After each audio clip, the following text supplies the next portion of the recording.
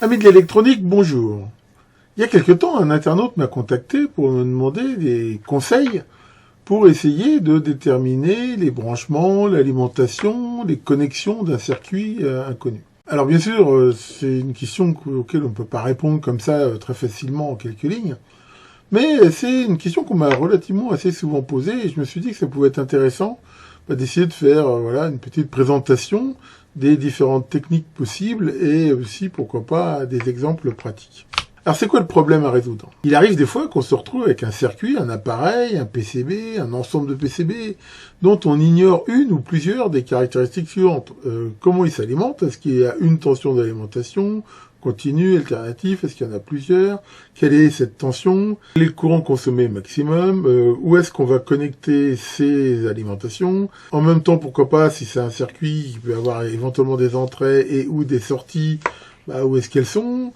Quels sont le type de ces entrées-sorties? Il arrive même parfois que l'on se retrouve des fois avec des platines ou des montages, même qu'on doit essayer de deviner à quoi ils servent. C'est pas toujours ça. Alors comment on peut résoudre ça? Honnêtement, il n'y a pas de méthode infaillible universelle pour faire ça. C'est ce qu'on appelle de la rétro-ingénierie. Je rappelle que la rétro-ingénierie, l'idée c'est quoi? C'est qu'à partir d'un produit fini, d'essayer de comprendre comment il fonctionne, comment il est fait, et ainsi de suite.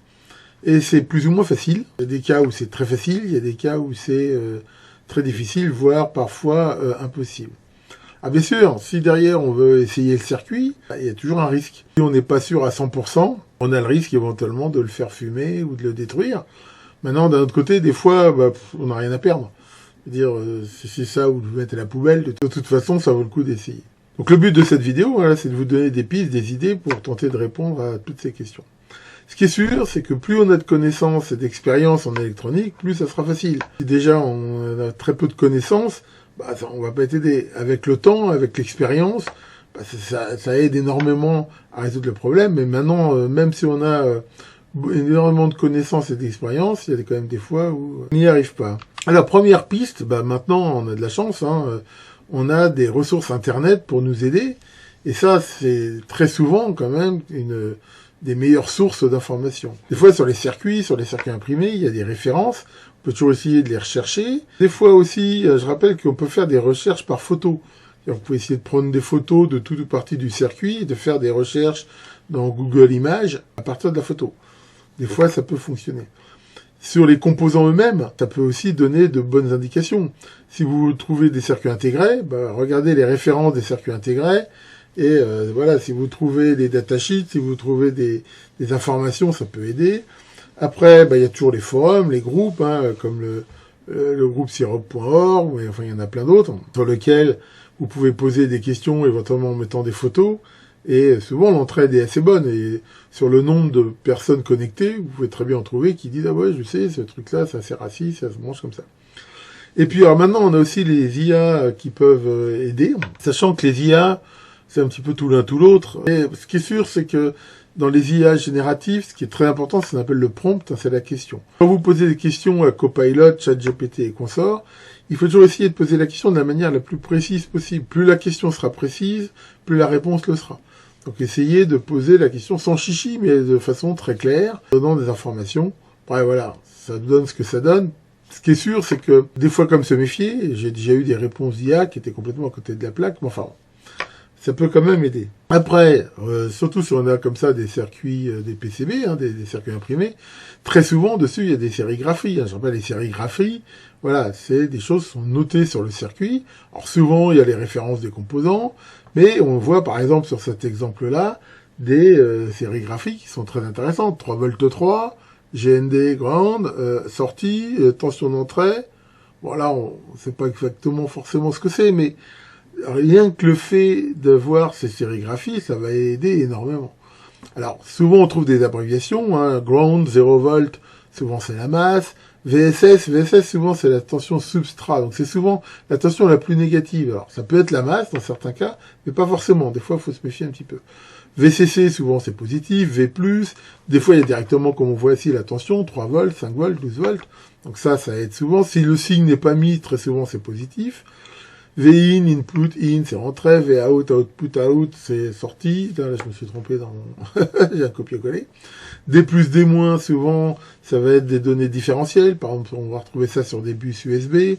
SDA, SCL, c'est du bus UDC. CS, c'est chip select. RxTX, réception. Sur tout ce qui va être secteur, souvent, on va trouver L et N. Un L pour line ou live, hein, ça dépend. Souvent, c'est la phase. N pour le neutre. HV pour high voltage. Ou HT en français. Enfin, voilà. Donc ça, examinez-les bien. Ça peut aider. Alors, des fois, par contre, ça aide pas. Hein. Des fois, il y avait marqué des lettres qu'on comprend pas ou simplement la référence du connecteur. Enfin bon, quand on fait de la rétro-ingénierie, il faut prendre tous les indices qui se présentent. Après, très souvent, il y a la masse. La masse, c'est un petit peu le potentiel de référence qui va être utilisé après par tous les autres signaux, les entrées, les sorties, l'alimentation ou les alimentations. Alors, pour la repérer, c'est quand même souvent relativement facile. Déjà, très souvent, il y a ce qu'on appelle des plans de masse. Voilà, on voit ici un exemple de plan de masse. En fait, c'est des grandes zones cuivrées qui servent à essayer d'avoir le plus possible ce qui ressemble à un câblage en étoile. Hein, je vous en ai déjà parlé. Donc ça, généralement, ça aide quand même énormément à le trouver. Là, on voit que cette connexion-là, elle est reliée au plan de masse par des petites pistes très courtes. L'idée, c'est pour que quand on la soude, de limiter le problème d'inertie thermique. Mais voilà, donc là, par exemple, ce circuit-là, la masse, c'est cette connexion-là, j'en suis quasiment sûr, quoi. Donc ça aide bien. On a des connecteurs, souvent des connecteurs HF et tout ça. Ben voilà, par exemple, là, un connecteur SMA, très souvent, le corps du connecteur, c'est la masse. Donc là, ça va donner une super info. Quand il y a des blindages, comme par exemple ici, c'est aussi très souvent la masse. Après, comme on va le voir tout à l'heure, hein, souvent on a les datasheets de circuits connus, bah souvent, voilà, il suffit de repérer les pins de masse, où est-ce qu'elles sont connectées, ça va donner des choses. Alors, même si, depuis des années, très souvent, la masse, c'est moins de l'alimentation. Alors déjà, s'il n'y a qu'une alimentation, parce que si on a une alimentation symétrique, par exemple, plus 15, moins 15, bah, la masse, c'est ni plus ni moins, c'est la référence. Mais il peut arriver parfois, surtout sur des vieux appareils, que la masse, c'est le plus. Je vous avais montré sur ma vidéo sur les transistors PNP que très souvent, sur ce genre de circuit, la masse était au plus. Donc voilà, il faut quand même des fois faire attention, qui dit masse, dit pas forcément le moins de la ligne. Ensuite, il faut regarder dans le PCB si on voit des parties qui sont isolées galvaniquement. Ça donne des super infos. Hein, je vous renvoie aussi ma vidéo sur les alimentations et sur les isolations galvaniques. Mais quand vous regardez un PCB comme ça, et que vous voyez une zone comme ça, qui manifestement est faite pour bien séparer deux parties, bah, c'est que justement il y a une isolation galvanique. Si en plus vous voyez sur cette zone-là, par exemple un photocoupleur, si on met un photocoupleur, généralement c'est pour une isolation galvanique. Pas toujours, mais dans 99% des cas. Donc ça va donner des super infos, soit qu'il y a une partie qui est reliée au secteur, par exemple, ce qui va être très souvent le cas pour une alimentation, mais pas forcément, ça peut aussi parce qu'il y a une partie qui est isolée. Mais ça donnera quand même de super informations sur le circuit. Après, il y a certains connecteurs qui sont très spécifiques, qu'on peut repérer, et qui vont aussi donner des super infos. Si vous voyez des connecteurs comme ça, bah, vous voyez tout de suite que c'est de l'USB. Or, le brochage des connecteurs USB, il est connu. Donc là, ça peut donner des infos. Déjà, USB, souvent c'est 5 volts. Alors, c'est pas vrai pour l'USB-C, mais sur les autres USB, c'est souvent 5 volts. On va retrouver la masse. Là, par exemple, vous avez un connecteur VGA. Il y a des grandes chances que ce soit un connecteur pour un moniteur vidéo. Alors, c'est quand même pas forcément. Parce qu'il n'y a rien qui interdit. Il n'y a pas de loi qui dit que un connecteur comme ça, on peut pas l'utiliser pour autre chose. Et je l'ai déjà vu dans ma vie. Mais enfin, je veux dire, c'est quand même très rare. Très souvent, ça sera de la vidéo. Ça, bah, c'est des prises secteur C13. Voilà, ça, généralement, c'est pour brancher le secteur. Là, on repère tout de suite un connecteur HDMI. Donc, tout ce genre de connecteur, souvent, ça pourra vous donner des super informations. Alors, il y a aussi la couleur des fils. Alors, c'est pareil. Là-dessus, c'est pas forcément normalisé. Très souvent, mais c'est quand même pas une loi. Le noir, souvent, c'est la masse, hein, ou le moins, le rouge, c'est généralement une tension positive. Quand c'est le secteur bleu neutre, marron phase, jaune vert, terre, bon, c'est quand même très souvent respecté, même si ça ne l'est pas forcément. J'ai vu, moi, des trucs qui étaient câblés avec des fils rouges ou avec des respects qui correspondaient à aucune norme quelque part. Enfin, très souvent quand même, ça va donner une indication. Un petit mot sur ces connecteurs dits standards d'alimentation, qui se présentent comme ça. Alors, ceux-là, faut quand même se méfier. Alors, la polarité, très souvent, je dirais dans 90-95% des cas, le plus est au centre et la bague là, c'est la masse ou l'alimentation négative, hein, comme on peut le voir sur ce symbole ici. Mais il y a quand même des fois c'est le moins, et il y a aussi des fois où c'est une tension alternative. Voilà, c'est pas forcément gagné à tout coup. Si on l'ouvre et qu'on voit un condensateur polarisé, comme il y a très souvent sur la lime, souvent ça va permettre de lever le doute. Vous regardez le condensateur qui est en parallèle sur la lime, comme souvent ça sera un électrochimique, ben voilà, le plus vous le suivez et ça vous donnera des infos. Très souvent, si derrière ça il y a un pont de diode, ben c'est que c'est fait pour être alimenté en alternatif. Alors ça peut être une protection, mais c'est quand même souvent fait pour de l'alternative. S'il y a une diode en série, alors ça peut être une protection, ou éventuellement de l'alternatif avec un redressement mono-alternance. Mais dans ce cas-là, souvent il y a un condensateur assez important derrière. Et en même temps, il faut se méfier, ces trucs-là, malheureusement, je veux dire, c'est pareil, il y a plusieurs normes. Donc il y a plusieurs tailles de canons là, et il y a plusieurs tailles de connecteurs internes. Et des fois on se fait avoir. Ça m'est arrivé de croire que ça marchait pas, parce qu'en fait, on a un connecteur, on le rentre, mais finalement, le contact se fait pas bien. Alors, voilà. Toujours se méfier un petit peu de ces machins-là. Après, c'est vrai que c'est un peu dommage, hein, ceux qui s'amusent à mettre le moins au centre.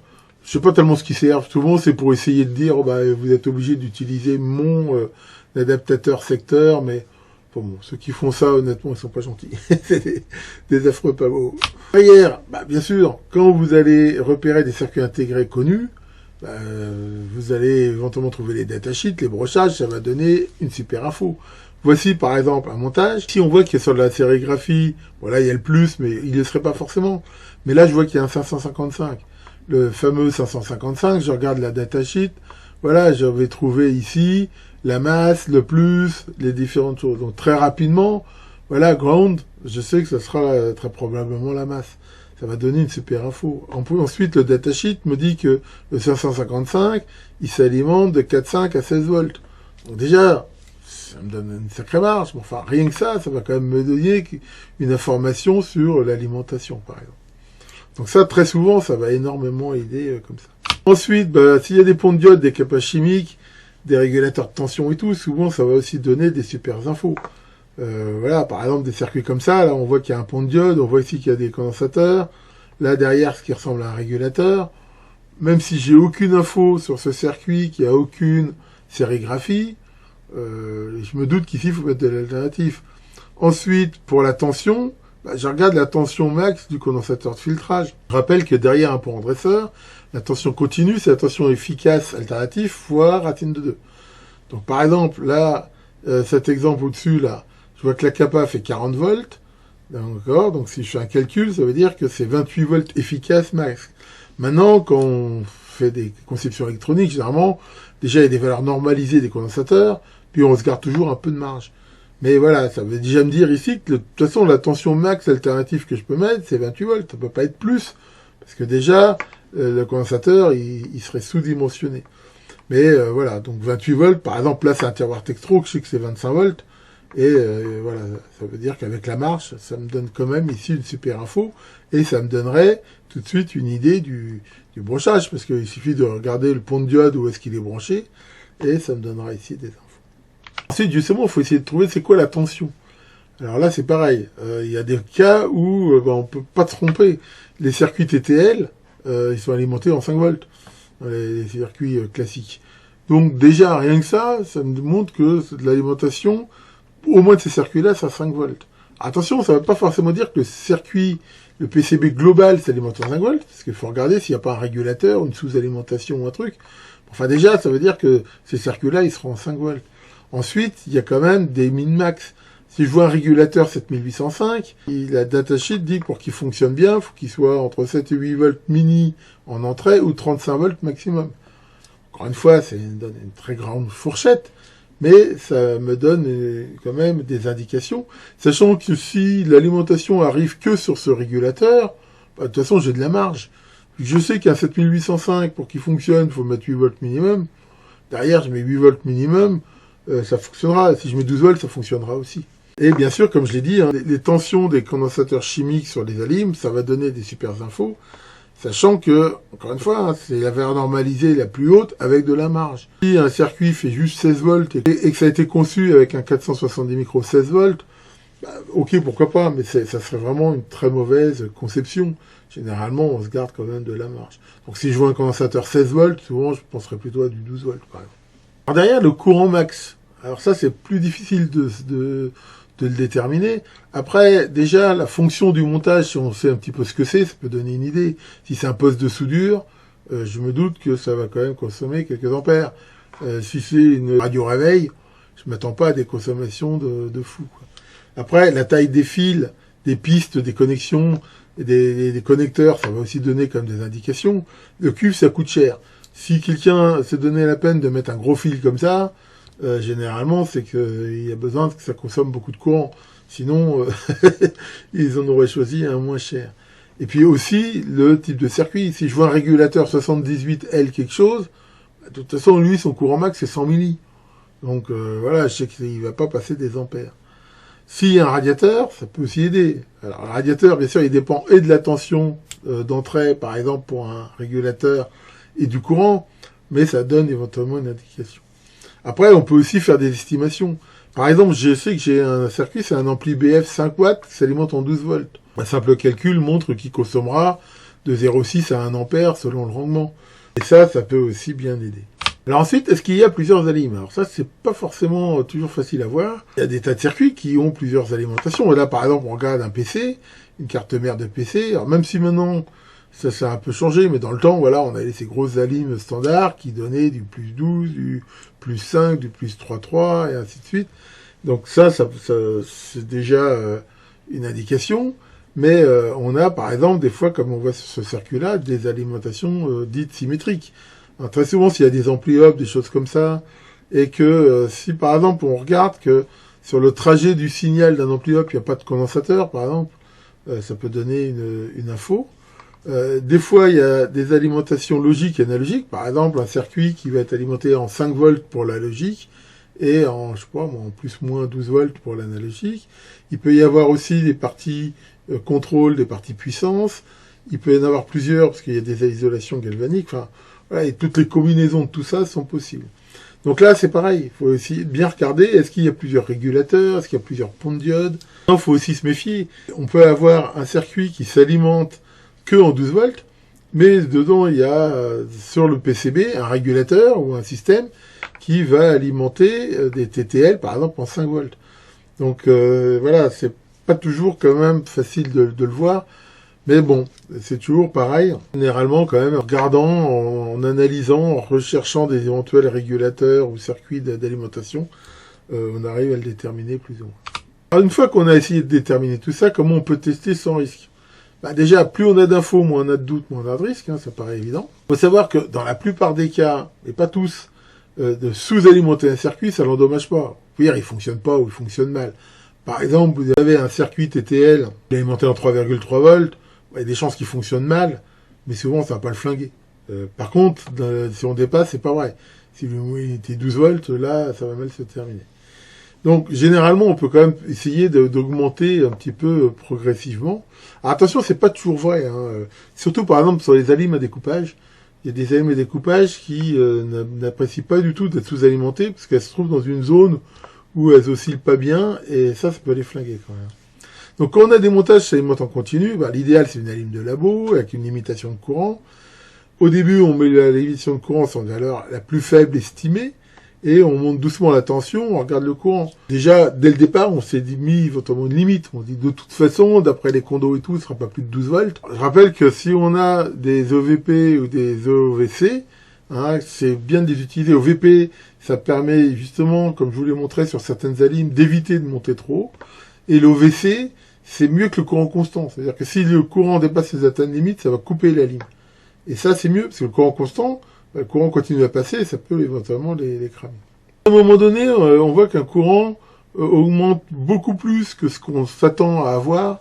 Souvent, c'est que soit on n'est pas dans le bon sens, soit qu'on est arrivé un petit peu à une limite. Bien sûr, si on a la Magic Smoke, des odeurs, des lumières, tout ça, ça veut dire qu'il y a un problème.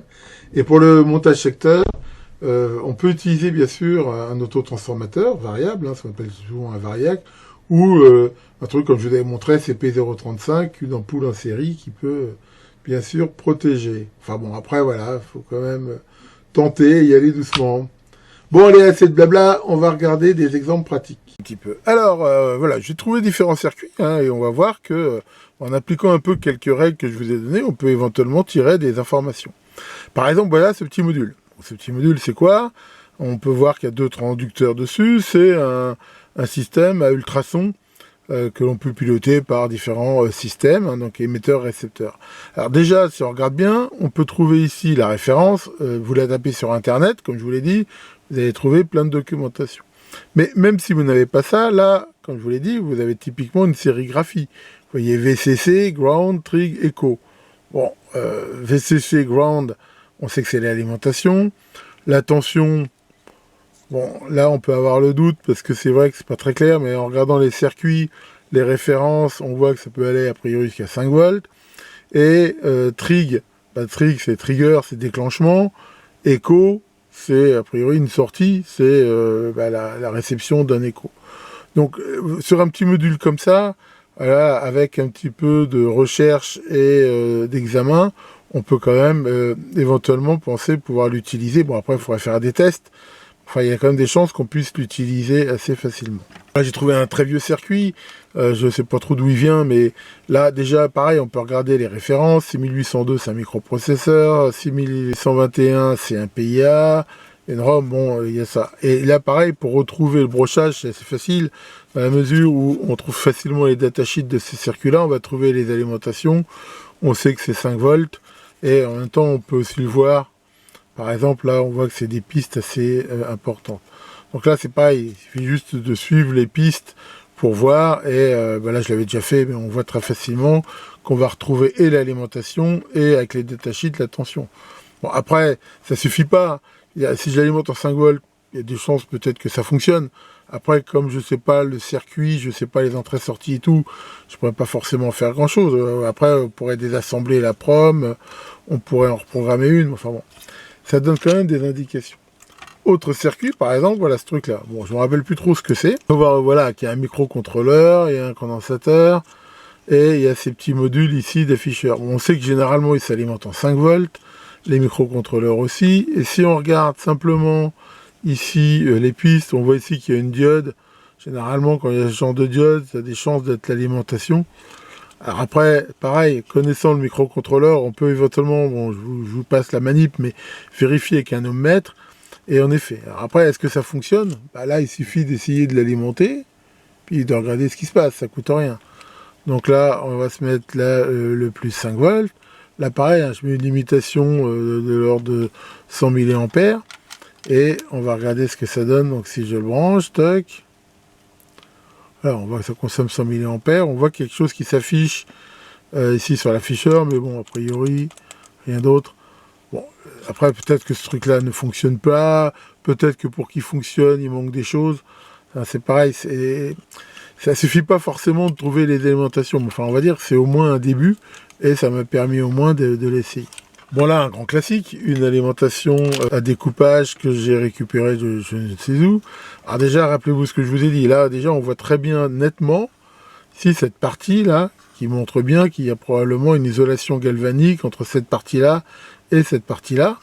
Et c'est assez facile de voir que sur ce côté-là, on retrouve quand même des éléments qui sont très très classiques au niveau du secteur. Puis regardez aussi les sérigraphies. Ici, bon, CN1, c'est le nom du connecteur, mais là, on retrouve NL, neutral, live, ou line, hein, ça dépend. Ça. Donc là, il y a quand même des grandes chances qu'ici, ce soit le secteur. Par exemple, en même temps, on reconnaît ici une résistance, on reconnaît les condensateurs X2 et Y, et ainsi de suite. Donc, il y a quand même des grandes chances que ce soit ici la tension de mise en route. Alors après, c'est du 110 volts, c'est du 120 volts. Le condensateur ici donne une indication. C'est le condensateur de filtrage du primaire, 56 microfarads, 400 volts. Pour du 110, ils n'auraient peut-être pas mis une valeur aussi élevée. Donc voilà, sur cette partie-là, déjà, on peut retrouver ça. Après, on voit que sur les sorties, là, il n'y a pas tellement de sérigraphie, mais c'est une alimentation. Donc on peut éventuellement, déjà assez facilement, essayer de mettre le secteur ici, puis regarder ce qu'on va avoir ici en sortie comme tension. Après, je l'avais déjà fait. Et on retrouve, voilà, je l'ai noté à l'époque, plus 5 volts, 48 volts. On peut voir déjà aussi, en regardant le circuit imprimé, qu'il y a certaines pistes qui sont en parallèle. peut-être pour passer plus de courant. Donc voilà, puis c'est pareil, là on retrouve par exemple la notion de plan de masse un petit peu, comme ça. Donc voilà, on voit qu'en récupérant un truc comme ça, on peut quand même déjà trouver pas mal d'indications. Alors, un autre circuit, par exemple, hein. Bon, j'ai pris ça dans ma boîte, là où j'ai plein de vieux circuits. Là, qu'est-ce qu'on peut voir? On peut voir que c'était sans doute un truc radiofréquence. Hein. Si on regarde derrière, on voit que c'est un truc Alcatel, Sintra. Bon, je sais pas exactement ce que c'est. Ce qui est sûr, c'est que on voit quand même là tout de suite ces deux gros condensateurs. Des condensateurs qui, si on regarde la façon dont ils sont connectés, ils sont manifestement connectés en parallèle. Et on peut aussi voir quelque chose de très intéressant. Là, on voit ce plan de masse qui est très important, là. Voilà. Donc ça, déjà, ça veut dire que c'est sans doute ici, donc ça, la masse. Et les deux condensateurs ici sont en parallèle. Et on peut voir que leur tension de service est de 16 volts. Ça veut dire que de toute façon, la tension d'alim de ce bignou-là, elle ne peut pas dépasser les 16 volts. Hein, sinon, le condensateur ne fonctionnerait pas. Donc il y a déjà ça. Après, on peut voir ici qu'il y a des circuits TTL 54 LS00. Donc ça veut dire qu'il y a quelque part, soit à partir de la tension ici, une alimentation qui va donner du 5 volts, soit il faudrait brancher quelque part ici du 5 volts. Maintenant, on peut essayer. Donc là, par exemple, hein, bon, je vous passe la manip, je l'ai fait, mais là, j'ai essayé de mettre du 12 volts ici, et j'ai mesuré aux bornes des circuits TTL, il y avait bien 5 volts. C'est-à-dire que quelque part, là, je n'ai pas trouvé de régulateur, mais il doit y avoir un système qui fait du 5 volts. Donc voilà, grâce à ça, on voit que je peux relativement sans risque essayer de brancher cette platine. Après, je peux passer un oscillo pour aller regarder différentes choses ici. Enfin voilà, c'est tout ça pour vous montrer qu'on arrive quand même à repérer différentes choses. Un autre exemple très classique ici, bon c'est pareil, ça vient, c'est un truc qui vient de chez mon beau-père, mais déjà on regarde les références des circuits, c'est de la TTL, donc il y a TTL, ça veut dire 5 volts. Après, connaissant le brochage, bah voilà, on va très vite repérer ici les alimes, en même temps qu'on voit ici des pistes qui viennent sur les connecteurs, c'est généralement la masse. Donc voilà, alors, attention, là, il faut quand même faire attention, si on regarde les condensateurs là de filtrage, c'est des condensateurs 100 micro 25 volts. On pourrait se dire, tiens, il y a peut-être une tension plus importante. Mais si on regarde ces condensateurs, on voit qu'ils sont branchés en parallèle sur l'alimentation. Donc il y a quand même peu de chance pour que ça alimente à plus de 5 volts, dans la mesure où les circuits TTL ne respectent pas plus. Donc voilà, et pour finir, bon, par exemple ça, on voit tout de suite d'où ça vient. Le fait de regarder ce connecteur-là, qui est très connu, c'était typiquement les connecteurs qu'on retrouvait sur les disques durs. Ça, c'est pareil, IDE. Donc, rien qu'en regardant cette platine, je sais quasiment à coup sûr que ça vient d'une carte d'un disque dur, ici, et je pourrais très bien déjà la brancher, parce que là, il y a du plus 5, du 12 volts, et voilà, je peux déjà le brancher. Après, tout seul comme ça, je peux pas en faire grand-chose.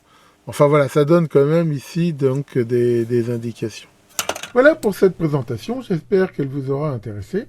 Je profite de cette vidéo pour vous rappeler que samedi prochain, le samedi 30 novembre à 21h pétante, et toujours sous le contrôle du terrible Nico, j'aurai le plaisir de faire le live de novembre, et que si vous avez des questions, remarques ou suggestions sur cette vidéo ou sur n'importe quel thème de ma chaîne, j'y répondrai avec plaisir.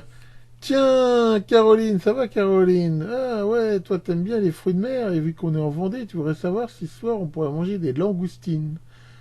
Ici, on dit pas langoustine, on dit langouste au chocolat. Faut pas se tromper. Bon, allez là-dessus, repérez bien vos circuits, et à très bientôt pour de nouvelles vidéos.